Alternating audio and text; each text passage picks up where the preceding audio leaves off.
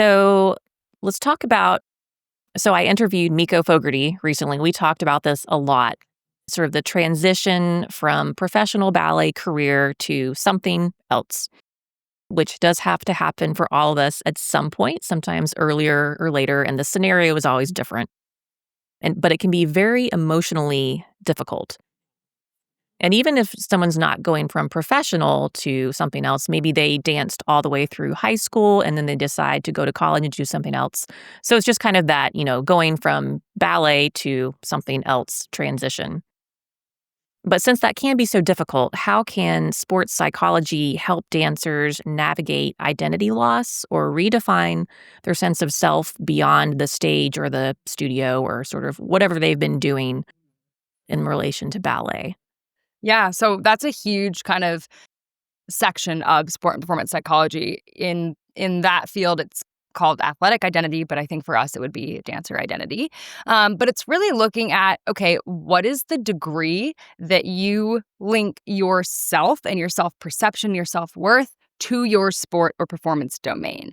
And it's it's good to view yourself as what you do, but that can't be the only thing. That's where we get into trouble. And I think that's where a lot of times we call it kind of like being too exclusive with your athletic identity or your dancer identity, where it's like, I'm only this. And if I'm not this, then I don't know who I am.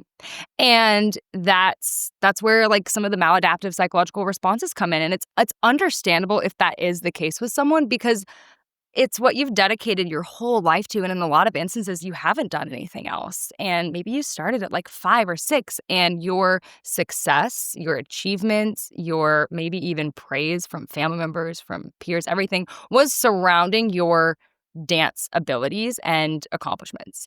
And I think that understanding first and foremost that like that's if that's what was happening, it's going to be really challenging, but not impossible to start to rebuild other kind of aspects of yourself. And I really like to use a diamond analogy when I talk about our identities or our performer identities. And so, a diamond has a lot of facets, and we like to polish those facets. Like diamonds are rough at first. Not the diamonds you see in a ring aren't in the exact form that they came out of the ground in, right? And I think that understanding that as humans, we have a lot of different facets, just like a diamond, and we need to take time to polish those other facets.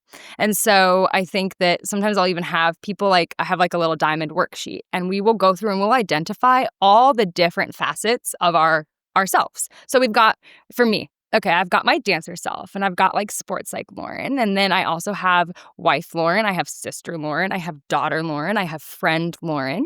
I have, I like to hike. And it's not just about like, okay, but like, what are your hobbies? My husband always jokes that I need more hobbies. I'm like, but I really love all the things I do, and they kind of feel like hobbies. And he's like, Lauren, no. So it's something I have to work on too. Like, what are things that I can do that are outside of my like self-perception that are fun? But I think just as dancers, knowing that you are more than a dancer. And the best way that I can describe it is like when we popped out of the womb, none of us were in fifth. We learned that. So Yes. first and foremost, like we're hopefully all still people, but like you were a person before you became a dancer. And so it's a part of you, but it's not the only part of you.